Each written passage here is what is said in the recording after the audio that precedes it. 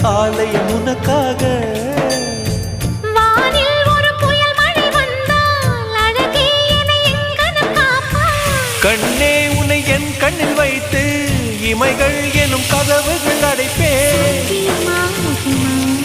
நான் சத்தியம் செய்யவா தொடு தொடுவென்றே வானதி என்னை தூரத்தில் அழைக்கின்ற நேரம்.